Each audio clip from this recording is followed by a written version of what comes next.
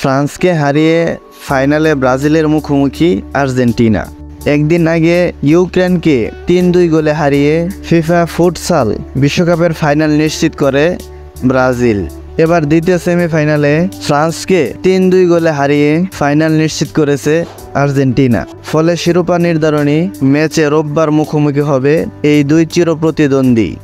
আজ ফ্রান্সের বিপক্ষে মাঠে নামে গত আসরের রানার্স আপ আর্জেন্টিনা।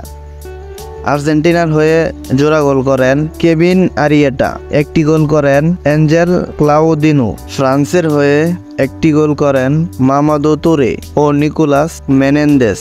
ফাইনাল নিশ্চিতের ম্যাচে আক্রমণে ফ্রান্স দাপট দেখালেও প্রথমার্ধে 2টি গোল আদায় করে নেয় আর্জেন্টিনা। তবে দ্বিতীয়ার্ধে ঘুরে দাঁড়ায় ফ্রান্স। তবে শেষ পর্যন্ত আর্জেন্টিনার জয় ছিনিয়ে নিতে পারেনি ফরাসিরা। ৩-২ গোলে জয় নিয়ে মাঠ ছাড়ে আলবিসেরেস্তরা।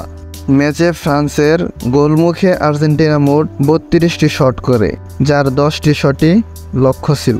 অন্যদিকে ফ্রান্স করে 44টি শট, যার 8টি ছিল লক্ষ্যে। এই আসরে এখন পর্যন্ত একবার চ্যাম্পিয়নের স্বাদ পেয়েছে আর্জেন্টিনা, সেটি 2016 সালে।